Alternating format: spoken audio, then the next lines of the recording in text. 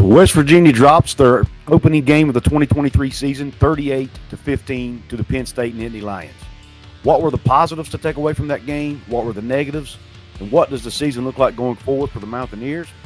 Pull up a chair, sit back, relax, and we'll talk about it right after this word from our sponsor. Ladies and gentlemen, this episode is brought to you by Dutch Miller Automotive, where friends and family pricing means you get the best deal right up front on any new or pre-loved vehicle in stock every time. With brands like Chevrolet, Chrysler, Dodge, Jeep, Ram, Kia, Hyundai, Ford, GMC, Buick, and Subaru, the Dutch Miller Automotive family is always growing and ready to put you in the car or truck you've been searching for. Check out our inventory across West Virginia at DutchMillerAuto.com or come in today to the home of friends and family pricing, only at a Dutch Miller Automotive store near you. What is up, college sports fans, Big 12 fans, fellow members of Mountaineer Nation? Welcome into another edition of Couz's Corner. Belly yourself up to the bar and let me pour you out this shot of top-shelf college football content. On tap today, we are recapping last night's 38-15 loss for my Mountaineers to the Penn State Nittany Lions. The first thing I want to do is throw the stats, the team stats up on the screen for you so we can talk about that a little bit. Obviously, the score was 38-15. First downs, West Virginia had 17 first downs to 27 for Penn State. Third down efficiency, 4 of 14 for West Virginia, 3 of 9 for Penn State.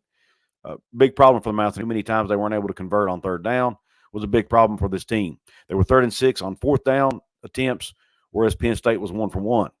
Total yards, West Virginia's offense went for 308 yards, Penn State 478. Passing yards, West Virginia 162 to Penn State's 332. When you look at completions and attempts, West Virginia was 16 of 27. Penn State was 22 of 30. Yards per passes, which is a stat I don't really talk about a lot, but when you look at it in this game last night, I think it was a big factor.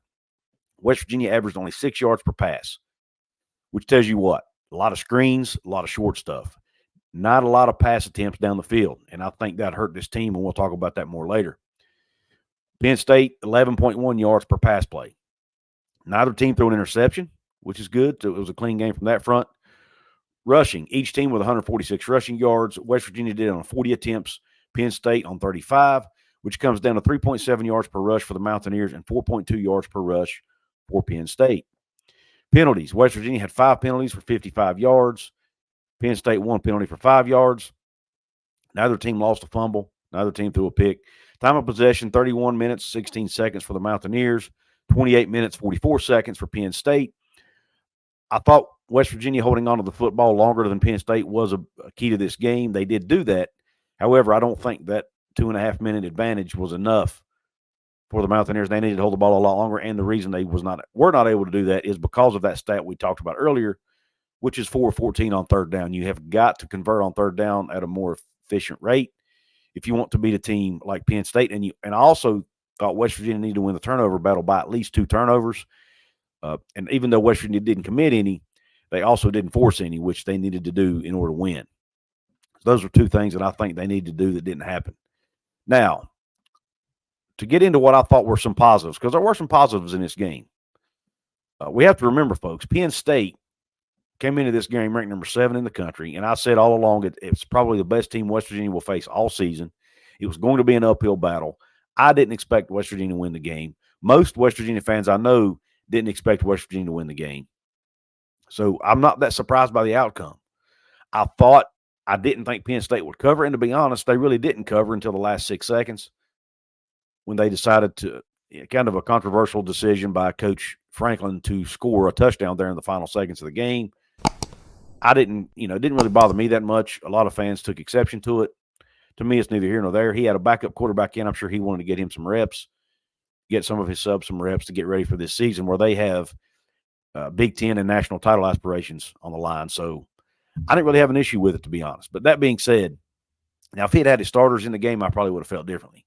But that being said, let's look at the positive takeaways for West Virginia. Like I said, they didn't turn the ball over. Garrett Green protected the ball. He didn't throw any picks, didn't make any terrible decisions with the football, I didn't think. They only committed 5 penalties. Now, one of those penalties was a big one. Justin Johnson broke off a really long run that would have moved the sticks and got West Virginia in a really good field position. It got called back because I think of a procedure penalty or something. And to be honest with you, and this is not really part of the positives, but I felt like Justin Johnson should have gotten more carries in this game. They talked about how he was one of the more consistent backs in fall camp. And after that long run, I felt like he deserved more carries, but he didn't get them. But nonetheless, another positive, our defense. West Virginia's defense held Penn State to under 150 yards rushing. Now, I was in a conversation with someone on X earlier in the week, and someone said, hey, can West Virginia hold Penn State's those two great Penn State backs under 150 yards? I didn't think West Virginia had any chance of doing that because I just thought those two backs at Penn State were just too good. And West Virginia's D-line, even though I didn't think West Virginia's D-line and linebackers would be bad, I didn't think they would be able to hold them under 200 yards. They did. They held them under 150, actually. So that's a positive. They went out and proved me wrong on that. So kudos to the West Virginia defensive front seven for being able to pull that off. Now, another positive, Lee Coba. Lee Coba played absolutely great. I watched him blow up an old lineman on one play. I mean, he moved. I think it was a center. He blew that guy clean off the ball, pushed him into the backfield, and got a tackle for a loss. Unbelievable play, and he was just all over the field, running down guys, moving sideline to sideline really well, just playing like a man possessed. Into the game with 13 total tackles, 7 solo tackles, and 1.5 tackles for loss. So a really good performance by Lee Coba. He's going to make a lot of noise in this league in the Big 12 in 2023. And I look for him to be potentially an all Big 12 guy by the end of the year. When you look at the defensive line, I actually felt like the defensive line played better than I anticipated. I felt like they did enough to win the game up front. I felt like our defensive front, you had Sean Martin, Edward Vesterinen, Mike Lockhart. We saw him and Russell in the game. We saw Devon Hawkins in the game. Even saw Tommy Wadaragier, the redshirt freshman from Kentucky, the transfer. He got a sack, got the only sack of the game for the Mountaineers. So I really feel like the defensive line played well enough to win. They lined Sean Martin up across from Olu Fashanu part of this game, I think, and it looked like he gave Olu Fashanu all he can handle. I feel like Sean Martin is really going to be a problem for a lot of opposing offensive linemen this year. I felt like he played a good game. He finished with 3 total tackles, all of them solo tackles, but did get in the backfield quite a few times I saw last night. Now, moving over to the offensive side of the ball, some positives there. C.J. Donaldson, I felt like he ran the ball well, ran the ball hard, ran for 81 yards on 18 carries, just under 5 yards a carry. I would like to see him get that yard per carry up over 5 yards, and I think he'll do that later in the year when he starts playing defenses that aren't as good as Penn State's. Garrett Green, I'll actually be touching on him as part of the positives and the negatives. He played well moving the ball with his legs. He was mobile. He ended up with 71 yards rushing on 15 carries. There were a few times he probably pulled it a little bit too early. But look, guys, Garrett Green is so athletic, and he's so confident in what he can do with his legs. I think Neal Brown's giving him a little bit of a more of a green light this year to do that than he would have in the past because you've got to let him be him, and he's got to be able to make plays with his feet, and I think I felt like he did that for the most part. Devin Carter, I liked what I saw out of him. I felt like when they threw the ball his way, he caught the ball. I don't think he had any drops last night. Actually made a couple difficult catches where Green didn't exactly put the ball where it needed to be. He ended up with 6 catches for 90 yards.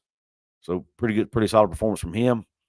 I still feel like he and the wide receiver core as a whole need to do a little bit better job getting separation at times. But we have to remember, they were playing against one of the top secondaries in the country, if not the top secondary in the country last night, with Kalen King and Johnny Dixon there at the corner spots for Penn State.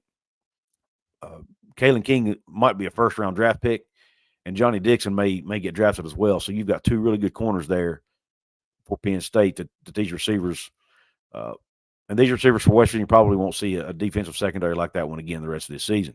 Now, Cole Taylor, another positive. He caught a couple balls in this game for 31 yards. I was glad to see West Virginia finally getting him involved, getting the tight end involved in the offense a little bit. Hopefully that'll continue and even increase throughout the year. And then the middle of the offensive line, I felt like played well. Several occasions it was 3rd and short or 4th and short. They needed to run a quarterback sneak to get over, to get a first down. They were able to do that. They were able to get enough push with Zach Frazier, Tomas Remack, and Brandon Yates or Jaquay Hubbard, whoever was in the game at the time. They were able to get enough push to get a first down on several 3rd and short and 4th and short situations. Now let's move to the negatives. This is what I seem to be seeing a lot of on social media today. Everybody's focusing on the negatives, which that's normal, right? We're fans, and we all want to win the game. Now, offensively, even though I mentioned the positives on the middle of the offensive line, when you look at the numbers, And from watching this game, I don't feel like the offensive line lived up to their billing. I really don't. Garrett Green was sacked 3 times in this game. He was under pressure most of the night, had to run around a lot to avoid pressure. So I don't feel like the offensive line did as good a job as they could have in protection. Now, some of that could be because the receivers weren't getting open quick enough, and Green didn't have anywhere to go with the ball. An offensive line can't hold off a D-line forever. So I think, it's not all on the O-line. Some of it has to go to the receivers, and then some of it, too, has to go probably on the play calling as well, which I'll get to later. And then West Virginia was only able to run for 146 yards, and when you've got C.J. Donaldson and some of these backs in the backfield, I feel like we should be able to run for at least 150, if not 200 yards with the talented backs we have, and especially when you have a running quarterback, right? So to me, 200 yards should not be that difficult to achieve when you have a running quarterback and a talented backfield. Now, that being said, Wyatt Milam, our starting left tackle, did get banged up in the game and missed a large portion of the first half. Have to take that in consideration. But if the O-line is going to be the strength of the team, I feel like they need to play better than they did last night as a unit. Again, they probably won't face a team that's as good up front as Penn State, or at least not many. As for the rushing performance, like I said, I don't put all of that on the O-line. I felt like they didn't get enough help. Number one, the play calling was questionable at best. And then the lack of a passing game that West Virginia had, especially early, made West Virginia too one-dimensional, which obviously makes it harder for the O-line because the defense stacks the box. You've got a lot more guys to block than you have linemen.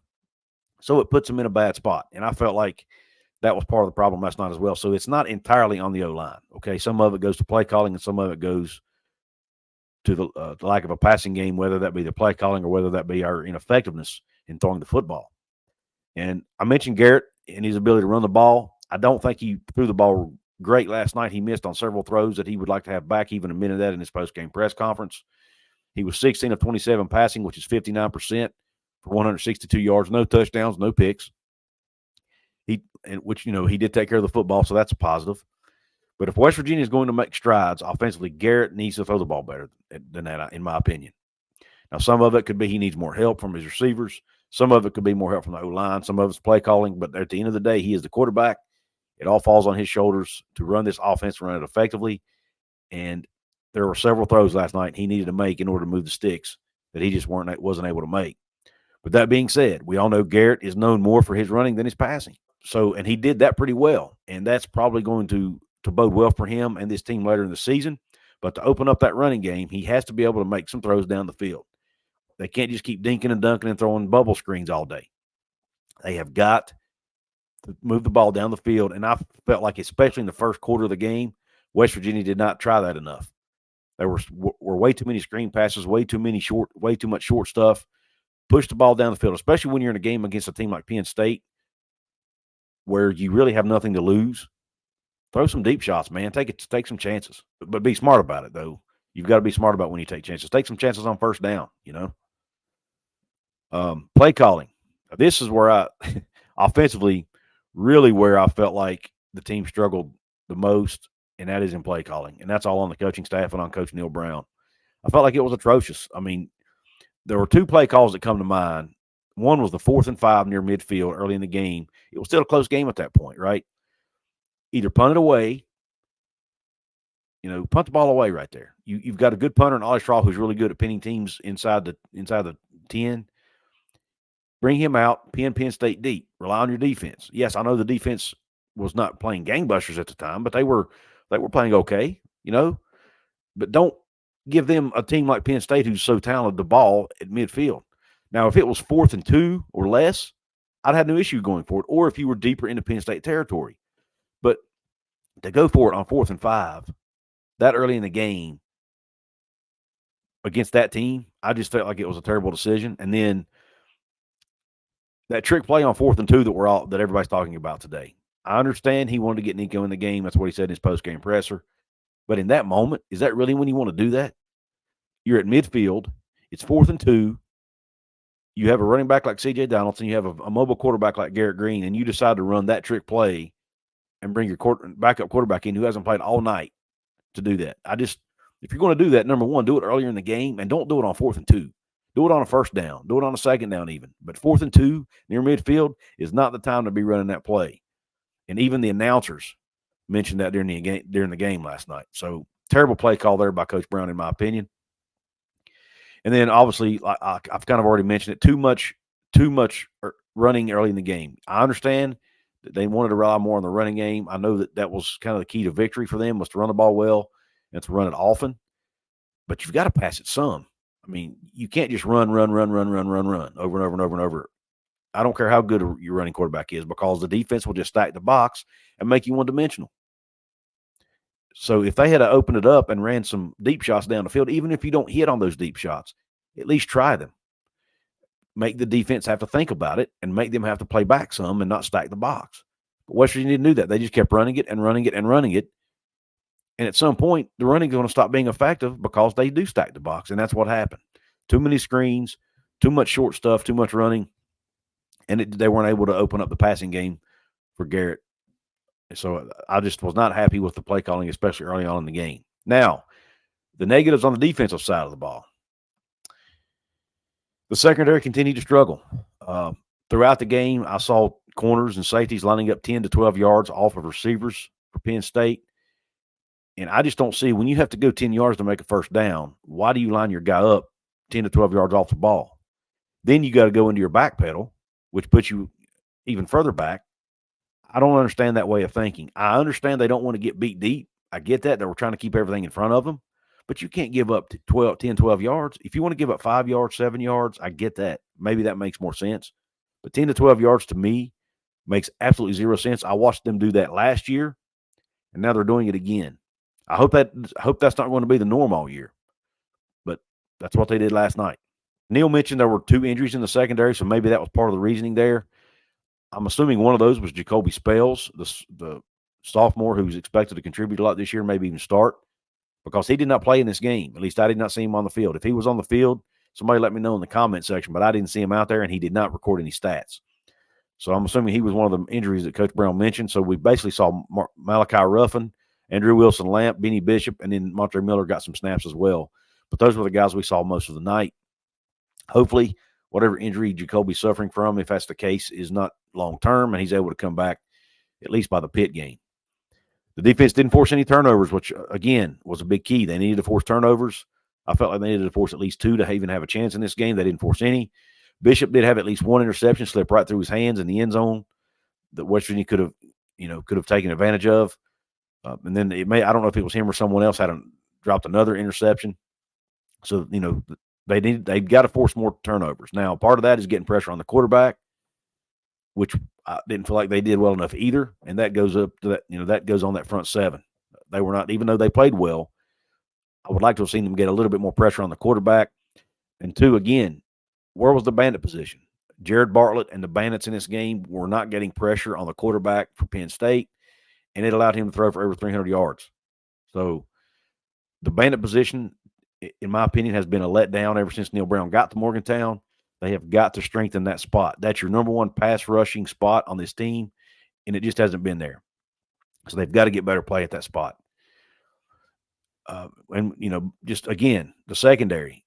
I was hoping the problems there had been fixed, and maybe against other teams later in the year, the secondary will play better. But right now, it appears that until West Virginia can either keep players from transferring out or get more guys from the Power 5 level out of the portal, I'm not sure these secondary issues will ever be completely fixed. They keep bringing guys in, and look, I'm not trying to be disrespectful, but there's a difference between Power 5 talent and FCS or Group of 5 talent. And right now, it appears that West Virginia is trying to rely on too many guys that aren't Power 5 level players, and it's hurting us because the teams we're playing against, they have Power 5 talent at the receiver spot across the board. And West Virginia has got to do a better job. This coaching staff has got to do a better job of getting Power 5 level talent on this team. That's all there is to it. I thought I had more confidence that the guys they were bringing in this year were going to be better, and maybe they will be better later on. So that's one issue this coaching staff has got to fix, assuming they're around long enough to fix it. I talked about all those negatives, from the West Virginia standpoint, but I would be remiss if I did not give a shout-out to this Penn State team. Number 1, they're extremely good. I knew they were extremely good, especially defensively, while their offense was even better than I thought they would, specifically their passing game. I thought sophomore quarterback Drew Allar would have a little bit harder time. This was his first ever start. Yes, it was a home crowd, but it was a big crowd. I thought maybe his adrenaline would be flowing and he would make some bad throws, make some mistakes. That did not happen. Drew Allar came out there as a sophomore and looked like a seasoned veteran. He threw the ball 29 times, completed 21 of those passes, which is 72% completion percentage, for 325 yards and 3 touchdowns, 0 interceptions, at a QBR of 86. Compare that to Garrett Green's QBR, which was 57.5. So Drew Allar looked the part last night. He was a 5-star recruit coming out of high school in 2022. And darn if he didn't play like a 5-star recruit in that game. He looked really, really good, was throwing the ball really well on the run. Saw him make several throws off of 1 foot that were accurate. Got where it needed to be, went there when it needed to get there. He had a strong arm, made good decisions. I mean, he played extremely, extremely well. And if they get that kind of quarterback play this year, they're going to be really, really tough to beat, especially with those 2 running backs they have in Singleton and Allen, who weren't even as big a factor in this game. I think West Virginia was selling out to stop the run. Actually, Coach Neal Brown actually admitted that in the press conference. He said, "Look, we were going to make Allar beat us," and he did. So hats off to that young man. And, there are other players too. Wide receiver Keandre Lambert-Smith caught 4 balls for 123 yards and 2 touchdowns. The tight ends didn't get involved in the passing game as much as I expected. They only caught 1 ball between them, but they were instrumental in the blocking game. Going forward, what do I think going forward for this West Virginia team?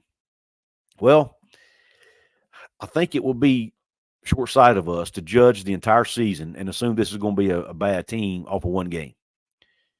Penn State, guys, is likely the best team West Virginia will play all season, okay, across the board, top to bottom, both sides of the ball. Also, teams typically make their biggest jumps from week 1 to week 2 of the season because they finally get some stuff on tape against an opponent. They have more. The coaching staff has more things they can go work on, some things that they might not have been aware they needed to work on because they finally got to play an opponent besides themselves. So they get a lot on tape. They get a lot to study, a lot to work on, a lot to fix, right? And they can usually fix that between week 1 and week 2 a lot of times. And then with West Virginia, take into consideration the fact that West Virginia has an FCS opponent coming up in week 2 in Duquesne. It will give them even more stuff to fix, more stuff on tape, and they will be able to work on a lot of the things they want to work on because they're playing an opponent they should be able to beat anyway, right, in an FCS opponent. So they can work on those things against Duquesne and try to fix it. And it will also give them, hopefully, if things go the way they should, it will give them an opportunity to play a lot of their backups and get those guys more snaps, which will help prepare them for the rest of the season. So while the loss was disappointing, let's not get too down on this team. The week 3 game against Pitt, in my opinion, is a game that will really tell us where this West Virginia team is. So that's the game I really have circled, not only because it's a rivalry game, but because it's the game that we'll know, hey, is Penn State really just that good, or is West Virginia going to struggle again in 2023? That's the game that will tell us that, in my opinion. Also, based on what we saw from other teams around the Big 12 yesterday, West Virginia is definitely not the worst team in this league. And I know what you're going to say, Couz, but we shouldn't even be in a conversation to being the worst team. The fact that we're bragging about not being the worst team is not good, and I agree with you. But that's the state of our program right now, guys. We have got to take any positive we can get right now.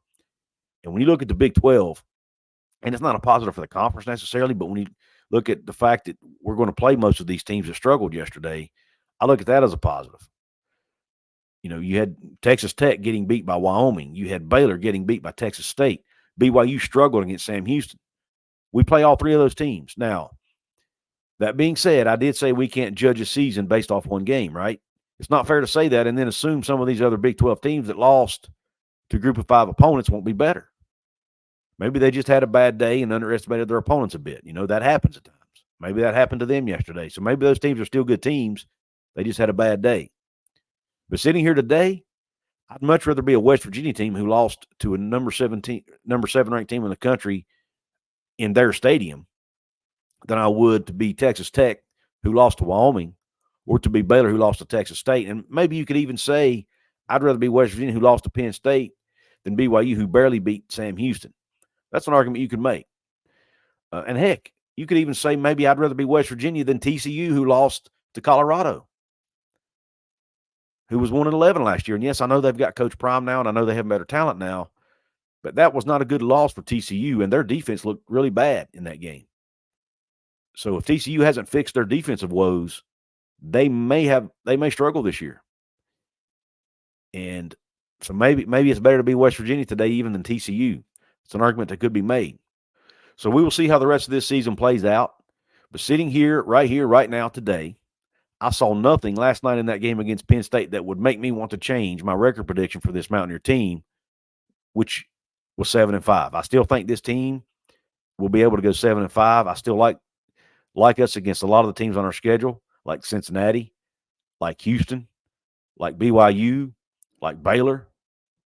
I like us against all those teams, Oklahoma State, and I still think we can beat Pitt at home because I know Pitt's going to be a good team, but I don't think they're going to be better than they were a year ago, and we should have beaten them last year at their place. So I feel good about that game, even after this loss to Penn State. So let's not get too carried away, folks, about this one loss. Let's get excited about the season to come. Let's let this team fix what ails them in week 2 and beyond. And then by the time Pitt rolls into Morgantown on September the 16th, hopefully they'll be a much improved team. Hopefully the secondary will be much improved. Hopefully they'll have everybody healthy by the Pitt game, and they'll be at full strength. With that being said, I want to hear your thoughts in the comments section. Couz's Corner family, let me know what you think about the results of this Penn State game, the positives and negatives. Do you think the sky's falling in Morgantown?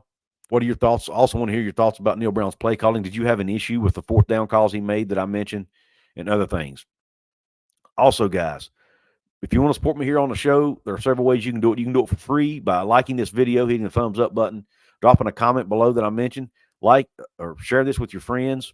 And last but not least, hit that subscribe button. Help me get to my next big goal of 10,000 subscribers.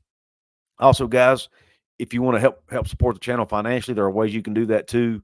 You can become a channel member, like the people scrolling along the bottom below. These are my club level members, which is level 2. Also have pub level members, which is level 1.